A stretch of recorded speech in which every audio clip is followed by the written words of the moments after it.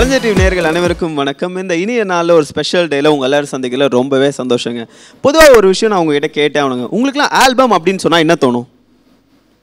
School album, அதுக்கப்புறம் birthday album, அதுக்கப்புறம் புது வீட்டோட ஆல்பம், அதுக்கப்புறம் நிறைய ஆல்பம் வரும். முக்கியமாக சொல்லணும்னு வச்சுக்கோங்களேன், இந்த கல்யாண ஆல்பம், இந்த மாதிரி நிறைய ஆல்பம்லாம் இருக்கும். இது எல்லாத்துக்குமே ஒரு ஸ்பெஷலான விஷயமும் இருக்குது. அது என்னன்னு கேட்டிங்க வச்சுக்கோங்களேன், இதெல்லாம் எவ்வளோ வருஷம் கழித்து பார்த்தாலும் அதில் இருக்க இனிமையான விஷயங்கள்லாம் நமக்கு ஞாபகம் வரும். ஓ, நம்ம இந்த வயசில் இப்படிலாம் இருந்தோமா அப்படின்ற தோன்ற அளவுக்கு ஒரு சூப்பரான ஒரு விஷயமா இருக்கும். அந்த வகையில் தான் பார்த்தீங்கன்னா ஆல்பம்ஸ் எப்போவுமே அமையும். அந்த மாதிரி தான் இன்றைக்கி ஒரு ஆல்பம் பாப் சிங்கர் நம்ம கூட வந்திருக்காங்க. ஸோ அவங்கக்கிட்ட ஆல்பம் பற்றியும் அவங்கள பற்றியும் நிறைய விஷயங்கள் கேட்டு தெரிஞ்சுக்க போகிறோம். ஸோ வணக்கம் ஸ்ருதி. வணக்கம், எப்படி இருக்கீங்க? என்ன பார்த்தாலே தெரியலையா நான் எப்படி இருக்கேன்னு? நல்லா இருக்கேன்னு சொல்லிருங்க ப்ளீஸ். நல்லா தான் இருக்கீங்க. தேங்க்யூ. அப்போ நான் திருப்பி சொல்லுவேன், நீங்களும் நல்லா இருக்கீங்க. தேங்க்யூ. ஸோ ஸ்ருதி, உங்களை பற்றி நீங்களே இன்ட்ரடியூஸ் பண்ணிக்கோங்க. என் பேர் ஸ்ருதி.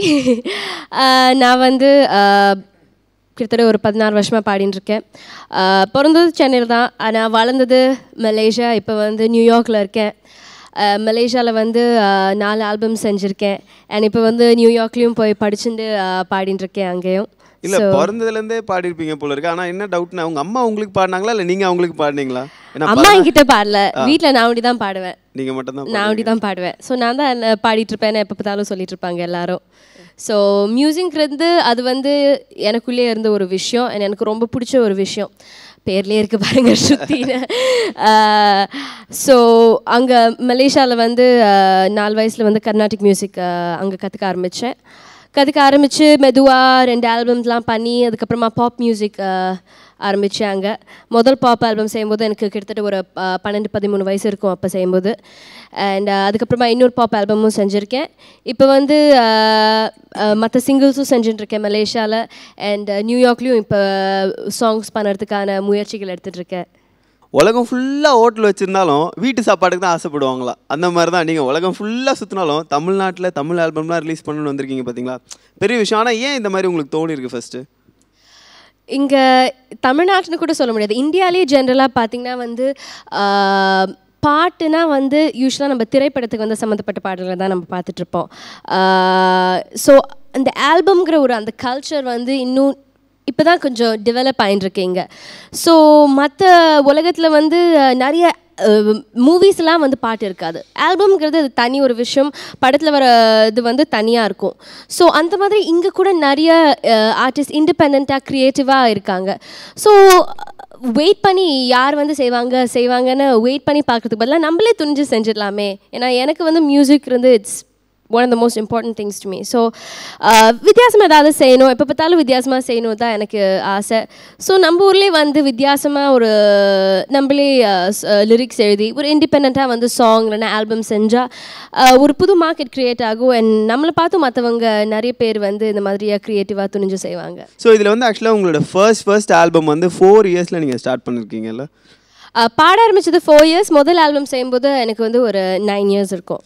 9 இயர்ஸில் நீங்கள் ஒரு ஆல்பம் பண்ணிட்டீங்க. ஆமாம். ஸோ அது லிரிசிஸ்ட் யார், நீங்களே? இல்லை, அது வந்து ஒரு குழந்தைகளுக்கான ஒரு ஆல்பம், ஒரு வீடியோ ஆல்பமாக இருந்தது. அது வந்து நிறைய நம்ம இங்கிலீஷில் நர்சரி ரைம்ஸ் இருக்கும்ல, அதே மாதிரி தமிழ்லையும் இருக்கிற நர்சரி ரைம்ஸ் எடுத்து பேசிக்காக ஒரு ஃபியூஷன், ஸோ கர்நாடிக் பேஸும் இல்லாமல் வெஸ்டர்னும் இல்லாமல் ஒரு கலந்த ஒரு மிக்ஸாக வந்து செஞ்சோம். அதுக்கப்புறமா 2வது ஆல்பம் வந்து அது வந்து ஒரு டிவோஷனல் ஆல்பம்ஸ், ஐயப்ப பக்தி பாடல்கள். அது வந்து இங்கேயும் வந்து ரிலீஸ் ஆச்சு, மலேசியாலையும் வந்து ரிலீஸ் ஆச்சு. அண்ட் அதுக்கப்புறமா தான் பாப் ஆரம்பித்தேன். ஸோ தமிழ்நாட்டில் உங்கள் பூர்வீகத்தை பற்றி சொல்லுங்கள். நீங்கள் எங்கே இருந்து பிறந்தவங்க? பிறந்தது சென்னை சிட்டி அண்ட் வளர்ந்தது வந்து குவாலாலம்பூர் மலேசியாவில். இப்போ இருக்கிறது வந்து மென்ஹாட்டன் நியூயார்க்கில். ஸோ ஆக்சுவலாக வந்து நீங்கள் இவ்வளோ இடத்துல சுற்றிருக்கீங்க, நிறைய விஷயங்கள் தெரிஞ்சுருந்துருப்பீங்க. பட் ஏன்னா மியூசிக்கில் உங்களுக்கு மொதல் எப்படி இன்ட்ரெஸ்ட் வந்துச்சு அந்த சின்ன வயசுல? வாஸ் எனிவன் உங்கள் ஃபேமிலியில் ஆல்ரெடி மியூசிக்கில் இருந்தாங்களா, இல்லை எதனால் அந்த இன்ட்ரெஸ்ட்? மியூசிக்னு பார்த்தீங்கன்னா எங்கள் ஃபேமிலியில் என்னை தவிர யாருமே கிடையாது மியூசிக்கில். ஸோ ஆரம்பித்தது வந்து எனக்கு தெரிஞ்ச அம்மா அப்பா சொல்லி, எப்போ பார்த்தாலும் நான் குழந்தையாக இருக்கும்போது எனக்கு எப்போ பார்த்தாலும் மியூசிக் இருந்துகிட்டே இருக்கணும், மியூசிக் இருந்தால் நான் மாட்டுக்கும் ஜாலியாக தனியாக விளையாடிட்டு இருப்பேன், ஆனால் மியூசிக் இருந்துகிட்டே இருக்கணும்னு. பட் அந்த ஒரு சீரியஸாக எடுத்து பண்ணுன்னு சொன்னது வந்து என்னோட கிண்டர்கார்டன் டீச்சர் தான். ஸோ அங்கே வந்து 4 வயசு இருக்கும்போது ஸ்கூலில் வந்து ஸ்கூல் சாங்லாம் ஸ்கூல் டேக்கெலாம் வந்து பாடுவாங்க. ஸோ அதில் ஸ்கூல் சாங் வந்து பெரிய பசங்க வந்து குயர் மாதிரி தான் பாடுவாங்க எல்லோரும் சேர்ந்து. ஸோ அவங்க பாடிட்டு இருக்கும்போது நான் வெளில ரூம் விளையாடிட்டுருக்கேன். அப்போ வந்து எனக்கு ஒரு 3.5 வயசு இருக்கும், 3-4 வயசு இருக்கும். வெளியில் விளையாடிட்டு இருந்தேன். ஸோ பிரேக் விடும்போது நான் எதிர்ச்சியாக உள்ளே போயிட்டு அந்த பெரிய அக்கா கிட்டலாம் வந்து இல்லை நீங்கள் பாடுறது தப்புன்னு சும்மா நான் ஒரு குழந்தையாக பேசிகிட்டு இருந்தேன். ஸோ பண்றது தப்பு, அங்கே சுருதி விலகி இருக்கு அப்படின்ட்டீங்களா? இல்லை அப்படி நான் என்ன சொன்னேன்னு எனக்கு ஞாபகம் இல்லை. பட் இதுதான் வந்து அவர் சொன்னது ஒரு விஷயம். அவர் வந்து வெளியில் நின்றுட்டு இருந்தார் கேட்டுட்டு. ஸோ என்கிட்ட வந்து சொன்னார், நீ இதெல்லாம் சொல்கிறிய, உனக்கு தனியாக பாட வருமானா? பாட வருமேன்னு நான் சொல்லுவேன். ஏன்னா நான் எப்படின்னா வந்து என்னை ஒரு சேலஞ்ச் பண்ணேன்னா வந்து நான் கண்டிப்பாக பண்ணோம். அந்த ஒரு சேலஞ்சுன்னு யாராவது எனக்கு கொடுத்தாங்கன்னா நான் துணிஞ்சு செஞ்சுடுவேன்.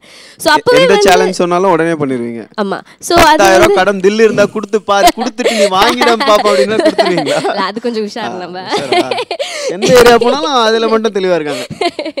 ஸோ நான் வந்து அவர் கேட்டார் வந்து பாடுவீங்களான்னு. ஸோ நான் சொன்னேன் ஓகே பாடுறேன்னு. 3 வயசு குழந்தைக்கு என்ன தெரியும் சீரியஸ்னு. ஸோ அவரும் நானும் வீட்டுக்கு போயிட்டு அம்மா என்னை பாட சொன்னாங்கன்னு நான் சொல்ல தனியாக பாட சொன்னாங்கன்னு. ஸோ அம்மா அப்பா கூட ஓகே சரி போய் பாடிட்டு வான்னு சொன்னாங்க.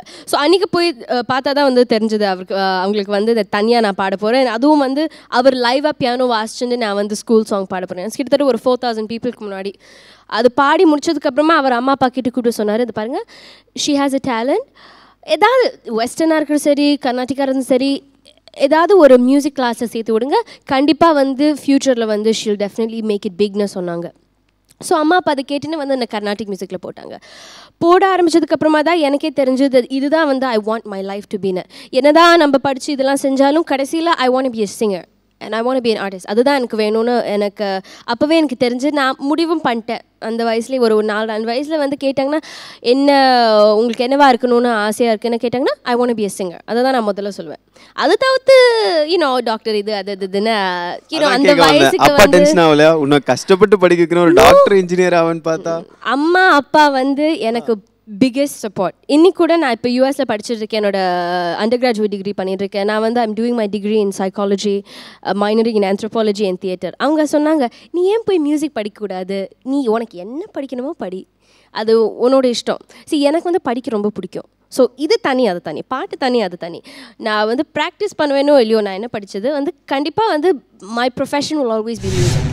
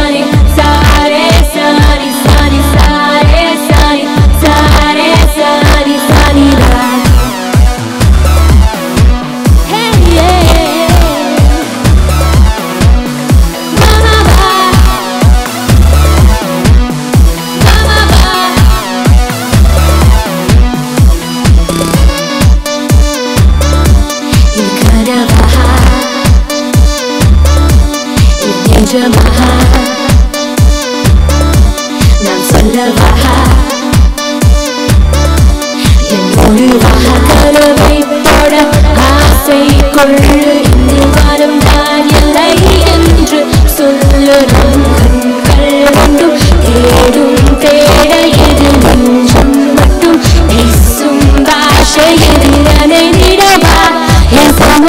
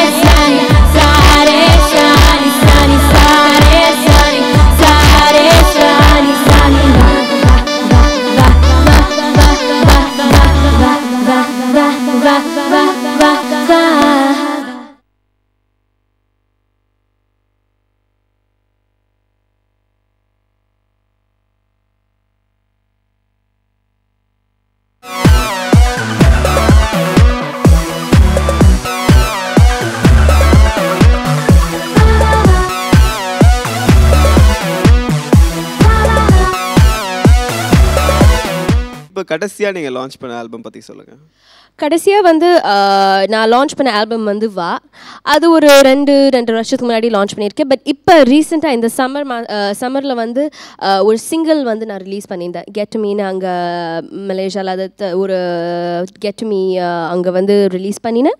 அது வந்து ஒரு நைஸ் டான்ஸ் சாங் அண்ட் தமிழில் அங்கே நான் ரிலீஸ் பண்ணியிருந்தேன் ஒரு சிங்கிளாக. அதுதான் என்னோட latest release. With the visual இல்லை, அது வெறும் சாங். அதான் வீடியோ பண்ணுறதுக்கு வந்து we didn't get the idea to do it அப்போ. ஸோ ஃப்யூச்சரில் வந்து அடுத்த ப்ராஜெக்ட்ஸ் எல்லாம் கண்டிப்பாக வீடியோ இருக்கும். ஸோ ஆக்சுவலாக அந்த பாட்டு இப்போ நீங்கள் பாடலாமா? ஓகே, பாடுறேன். வா வா நீ என் பக்கம், நெஞ்சில் என்ன வெக்கம், கொஞ்சம் பேசினால் சந்தோஷம், இன்னும் என்ன தூரம், எங்கே உந்தன் வீரம், மௌனம் தேவையா இந்நேரம், காதல் சொல்ல தயங்காதே உன் ரோஜா என்னை பானி போல என்னாலும் அன்பாய் அணைப்பாயா சொல்லடா. You gotta ride across that desert, you better swim across that sea, பொல்லாத காதல் கொல்லுதே baby, get to me, yeah. ஆனால் இப்போ நீங்கள் பாடியிருந்தாலும் நீங்கள் 9 வயசில் ஒரு ஆல்பம் பண்ணியிருந்தீங்கல்ல? ஆமாம். ஸோ அந்த பாட்டு பாடுறீங்களா? அந்த ஆல்பத்திலே வந்து கையை தட்டுன்னு வந்து அந்த ஒரு பாட்டு தான் கையை தட்டணுமா? இல்லை இல்லை அந்த ஆல்பத்தில் வந்து அந்த ஒரு பாட்டு கையை தட்டுன்னு ஒரு பாட்டு, அந்த பாட்டு தான் வந்து ரொம்ப பாப்புலராக இருந்தது மலேசியாவில். ஸோ அதுலேருந்து ஒரு ஞாபகம் இருந்த 2 லைன்ஸ் பாடுறேன். 10 வருஷம் ஆச்சு அந்த ஆல்பம் ரிலீஸ் ஆகி.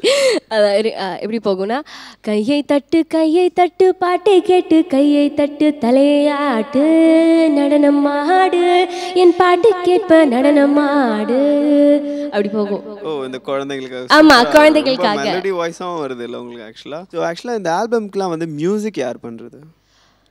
டிஃப்ரெண்ட் ஆல்பம்ஸ்க்கு வந்து வேறு மியூசிக் டைரக்டர்ஸ், வேறு ப்ரொடியூசர்ஸ் மலேசியாவிலே நிறைய பேர் இருக்காங்க. ஸோ அவங்களோட சேர்ந்து தான் நான் பண்ணது எல்லாமே. ஆக்சுவலாக வந்து இன்டர்நேஷ்னல் மியூசிக் டைரக்டர்ஸ் இல்லை இண்டிபெண்டன்ட் மியூசிக் டைரக்டர்ஸில் யார் உங்களுக்கு ரொம்ப பிடிக்கும், இந்த இன்ஸ்பிரேஷன் அப்படின்னு சொல்கிற மாதிரி ஒருத்தர்? எனக்கு வந்து ரொம்ப இன்ஸ்பைரிங்கான ஆர்டிஸ்ட்னு சொன்னால் எனக்கு அஃப்கோர்ஸ் எல்லாருமே இதே பதில் தான் சொல்லுவாங்க. பட் அவர் தவிர அவர் மிஞ்சறதுக்கு யாரும் கிடையாது. மைக்கேல் ஜாக்சன் அவர் மிஞ்சறதுக்கு ஆள் கிடையாது. அண்ட் நான் சொன்ன ரீசன் வந்து அஃப்கோர்ஸ் அவர் வந்து எவ்வளோக்கு எவ்வளோ ஹீஸ் அ ஒண்டர்ஃபுல் மியூசிஷியனோ, அது தவிர்த்து ஹீஸ் வெரி ஒரு ஹோல் ஒரு ஆல்ரவுண்டட் ஆர்டிஸ்ட்னு நான் சொல்வேன். ஏன்னா லைக் அவரோட திஸ் இஸ் இட் படம்லாம் நீங்கள் பார்த்தீங்கன்னா வந்து அவர் பாடினா எவ்வளோ பாட்டு பாடிப்பார். எல்லா பாட்டோட எல்லா கார்டு, எல்லா கீ, என்ன இன்ஸ்ட்ருமெண்ட் இருந்திருக்கோ, என்ன கீழே பாடியிருக்காங்க, என்ன இன்ஸ்ட்ருமெண்ட் எது எங்கே வரணும், every dance move every thing அவருக்கு தெரியும். டிப் ஆஃப் த ஃபிங்கர்ஸில் வச்சுருப்பார். ஒரு ஆர்டிஸ்ட்னா அப்படி தான் இருக்கணும். தன்னோட ஒரு ப்ராடக்ட் வந்து இட்ஸ் லைக் யுவர் சைல்டு. ஒரு பாட்டு செஞ்சோன்னா it's equivalent to having a child. அவ்வளோ கஷ்டப்பட்டு நுணுக்கமாக வந்து நம்ம செஞ்ச ஒரு பாட்டை வந்து எல்லாமே அவர் தெரிஞ்சு வச்சுருப்பார். எவ்வளோ சாங்ஸ் இருக்குது அவரோடது. So he is very inspiring person எனக்கு. அண்ட் ஒரு சிங்கராக இருக்கிறதும் சரி, டான்ஸ்லேயும் சரி, ஹீஸ் ஃபினாமினல். ஸோ அவர் கண்டிப்பாக நான் சொல்லுவேன். பெர்ஃபார்ம் பண்ணுறது ப்ளஸ் பாடுறது இதெல்லாம் மீறி ஆக்டிங் வேறு பண்ணுறீங்க. ஸோ அதை பற்றி சொல்லுங்கள். எப்போதுலேருந்து உங்களுக்கு ஆக்டிங் இன்ட்ரெஸ்ட் வந்துச்சு?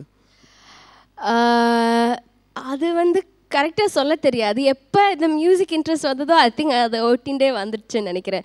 பிகாஸ் மியூசிக்கும் இல்லாமல் சரி, ஐம் ஆல்சோ டான்ஸர். ஸோ மியூசிக்கும் இருக்குது, டான்ஸும் பண்ணும்போது அந்த ஆட்டோமேட்டிக்காக அந்த இட்ஸ் த ஆக்டிங் பக் வந்துடும். ஐ மீன் பாடுறதே வந்து ஒரு விதத்தில் ஒரு நடிப்பு தானே. நான் சொன்ன மாதிரி எப்படி டிஃப்ரெண்ட் கேரக்டர்ஸ் இருக்குமோ, டிஃப்ரெண்ட் மூடுக்கான பாட்டுக்கு வந்து நம்மளே அந்த ஒரு கேரக்டராக மாறி தான் பாடுவோம்.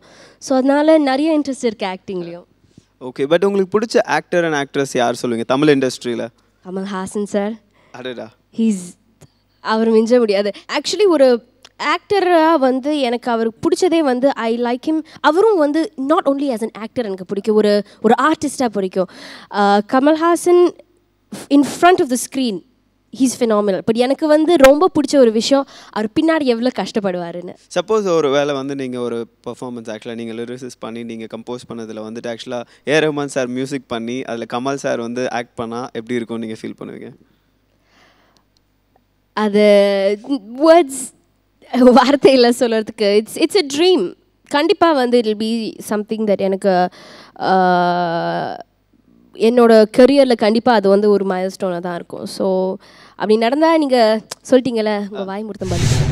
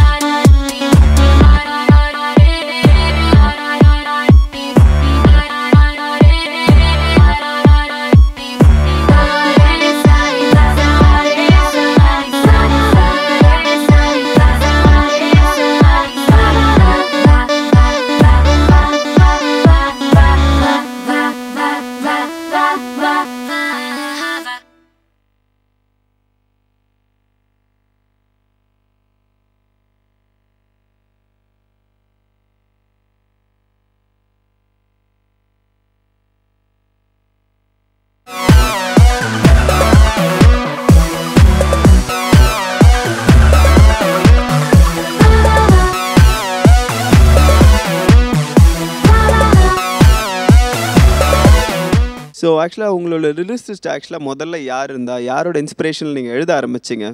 அவரோட பேர் வந்து சுரேஷ் ரோகன். அவர் தான் வந்து இந்த நீ எழுதுன்னு புஷ் பண்ண ஆரம்பித்தார். அண்ட் கொஞ்சம் நிஜமாக இல்லை, அந்த ஆல்பம் செய்கிறது வந்து பிகாஸ் அதுக்கு முன்னாடி எல்லாம் ஃபுல்லாக கர்நாடிக் இருந்ததுனால அந்த ஆல்பம் செய்யும்போது ஒரு 2.5 years எடுத்தது ஃபுல் ஆல்பம் செய்கிறதுக்கு. டு லேர்ன் அந்த கர்நாடிக்லேருந்து எப்படி வாய்ஸை சேஞ்ச் பண்ணி அந்த சாயல் வராமல் பியூராக பாப்பில் பாடுறதுன்னு அது வந்து it was like a training. So daily நான் ஸ்கூலுக்கு போயிட்டு வந்துட்டு வீட்டில் சாப்பிட்டுட்டு நேராக ஸ்டூடியோக்கு தான் போவேன். மோட்டிவேட் பண்ணுறது அவர் தான். ஸோ இப்போ நான் ஒரு someone who can write lyricsனால் அது கண்டிப்பாக I owe it to him.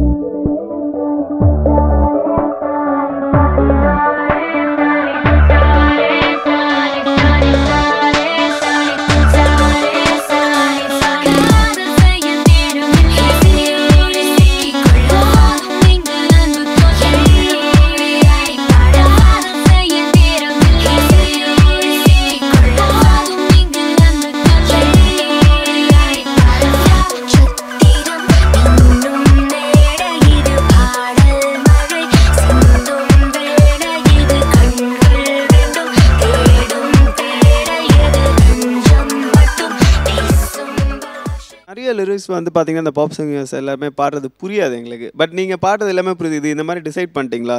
இந்த டாக்டருக்கு எழுத்து மாதிரி சில டாக்டர் சொல்லுவாங்க நான் எழுதுறது எல்லாருக்கும் புரியணும் அப்படின்னு அவங்க டிசைட் பண்ணி எழுதுகிற மாதிரி நீங்களும் இந்த மாதிரி டிசைட் பண்ணி எழுதுறீங்களா லிரிக்ஸ்? எப்படி அது? எனக்கு வந்து எனக்கு லாங்குவேஜ் மேலே ஒரு நிறைய ஃப்ளேர் இருக்குது. இங்கிலீஷ் ஆகட்டும் சரி, தமிழாக இருக்கட்டும் சரி, நான் 5 லாங்குவேஜ் பேசுவேன். ஸோ எனக்கு லாங்குவேஜ் ரொம்ப பிடிக்கும். English, Tamil, French, Spanish, Italian. அது மூணுக்கு நம்ம ஸ்பெல்லிங்கே தெரியாது. எனக்கு லாங்குவேஜஸ் ரொம்ப ரொம்ப பிடிக்கும். ஸோ லிரிக்ஸும் நிறைய ஃபோக்கஸ் பண்ணுவேன். நான் என்னோடய பாட்டில் நான் நிறைய ஃபோக்கஸ் பண்ணுவேன் என்னோட லிரிக்ஸில். ஸோ ஒரு எப்படி சொல்கிறது, எல்லாருக்கும் புரியணும் அந்த ஒரு தாட் இல்லை. பட் எனக்கு வந்து நான் பாடுற நான் எதை பற்றி பாடுறேனோ அதில் வந்து ஒரு அர்த்தம் இருக்கணும், ஒரு மீனிங் இருக்கணும். ஒரு மோட்டிவேஷனல் சாங்காக இருந்தாலும் சரி, இல்லை ஜாலியாக வந்து மியூசிக் பற்றின பாட்டு ஆர் எல்லோரும் வாங்க சேர்ந்து சந்தோஷமாக இருக்கலாம்னா ஒரு ஜென்ரல் மெசேஜாக இருந்தாலும் சரி, இல்லைனா ஸ்பெசிஃபிக்கான மெசேஜாக இருந்தாலும் சரி, நான் எழுதுகிற பாட்டில் எல்லாமே ஒரு அர்த்தம் இருக்கும். அண்ட் அதனால நிறைய வாட்டி லைக் நான் இப்போ பாடினேன் எனக்கு எட்டுமே அதில் நோட்டீஸ் பண்ணிங்கன்னா 2 இங்கிலீஷ் லைன் இருக்கும். ஏன்னா அது இங்கிலீஷில் சொன்னால் தான் அதில் அர்த்தம் அந்த ஒரு அர்த்தம் வரும். ஸோ அந்த மாதிரி நான் I make sure that there is a meaning to நான் எல்லா பாட்டிலையும் ஒரு மீனிங் இருக்கணும்னு நான்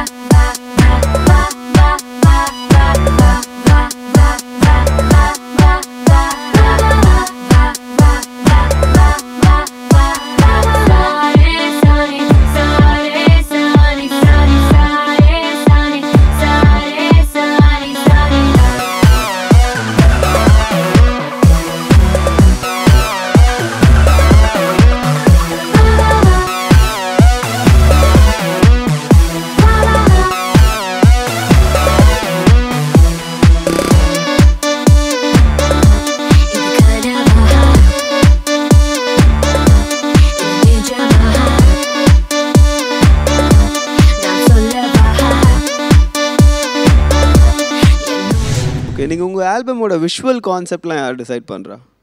I have my team. I'm signed to a record label அங்கே மலேசியாவில் ராக்கி நைட் மியூசிக்னு. ஸோ அவங்க வந்து with them அவங்களும் and then they have people we have like இப்போ வந்து ஒருத்தர் வந்து ஒரு டைரக்டர்னா அவர் டைரக்டர் தான் வந்து கான்செப்ட் சொல்லுவார். So whichever directors I work with, editors and art designers. எனக்கு வந்து I have Vanitha Krishnamurthy, I have my stylist அங்கே. ஸோ அந்த லைக் என்னோட wardrobe அது அவங்க and of course என்னோட ரெக்கார்ட் லேபிளோட இன்புட்டும் இருக்கும், என்னோட இன்புட்டும் இருக்கும். லைக் எனக்கு தோணும் பாருங்கள், எனக்கு இந்த மாதிரி செய்யணும் இல்லை அந்த மாதிரி செய்யணும். And of course my mom, I trust her judgment a lot, and especially என்னோட ட்ரெஸ்ஸிங் சம்மந்தப்பட்ட விஷயத்தில். ஸோ எங்கள் அம்மாவும் நிறைய ஐடியாஸ் கொடுப்பாங்க. உங்கள் ஆல்பத்திலே உங்களுக்கு பிடிச்ச ஒரு மெலடியான ஒரு மியூசிக் ஏதாவது ஒரு 2 லைன் பாடுங்க. பறந்து பறந்து பறந்து அந்த வானிலே பறந்து சுமந்து சுமந்து சுமந்து பல ஆசைகள் சுமந்து பல கனவை கண்டு உன்னை விரும்பினேன், தினம் உன்னை சுவாசித்தேன், உயிரோடு உயிராக இருக்கும் உன்னை சலிக்காமல் நேசிப்பேன். So hear my love, can't you hear my love? Oh, oh, oh, so hear my love, won't you hear my love? செமையாக இருக்கு ஆக்சுவலாக. So Thank you. This is the first song உங்களுக்கு ஆக்சுவலாக இல்லை அந்த இல்ல லவ்க்கு? நான் ஃபர்ஸ்டா பாடினேன், நான் ஃபர்ஸ்ட் லவ் சாங் பாடினேன். Okay okay. Fast beat song ஏதாவது ஒன்று பாடுங்களேன். ஃபாஸ்ட் பீட் சாங்னா ஓகே. இந்த பாட்டு வந்து ஆக்சுவலி இது வந்து ரொம்ப ஸ்பெஷலான ஒரு சாங் எனக்கு. இந்த பாட்டு பேர் போ. அண்ட் நான் எழுதின காரணமே வந்து அது ஒரு மெசேஜ், ஒரு சோஷியல் மெசேஜ் உள்ள ஒரு சாங். அதாவது ஆன்டி புல்லிங், ஆன்டி ரேகிங்காக எழுதின ஒரு பாட்டு. நான் என்னோட லைஃப் எக்ஸ்பீரியன்ஸ்லேருந்து எழுதின ஒரு பாட்டு. So here's how it goes. Oh no no, கிட்ட வராதே தள்ளிப்போ, ரோஜா தேகத்தில் முட்கள் இருக்கும் திண்டாதே, just go go. Oh no no, oh oh oh oh, திண்டாதே, just go go go go go go. என்னை பார், நேற்று வரைதான் மூடி மறைந்தேன், இன்று முதல் போராடுவேன், தள்ளிப்போ காற்றில் மிதக்கும் இறகு அல்ல, சீண்ட சீண்ட பொங்கி அழுவேன், ஒவ்வொன்றுக்கும் தலையாட்ட நான் இங்கு பொம்மை அல்ல, பள்ளம் மேட்டில் மாட்டிக்கொள்ள I ain't a loser. Super Shruti, thanks. இவ்வளோ நேரம் உங்களை பற்றி நிறைய விஷயங்கள் மியூசிக் பற்றி சொன்னதுக்கு ரொம்ப தேங்க்ஸ். அண்ட் உங்களுக்கு அடுத்தடுத்த ஆல்பம் சக்ஸஸ்ஃபுல்லாக வர்றதுக்கும் நீங்கள் மியூசிக் இண்டஸ்ட்ரியில் நிறைய இடத்துக்கு போகிறதுக்கும் கலைஞர் டிவி சார்பாக வாழ்த்துக்கள். Thank you so much. இந்த ஒரு வாய்ப்பு கொடுத்த கலைஞர் டிவிக்கு ரொம்ப ரொம்ப தேங்க்ஸ். உங்களோட சப்போர்ட் வந்து எப்போவுமே it'll be a blessing for me. Thank you. நன்றி.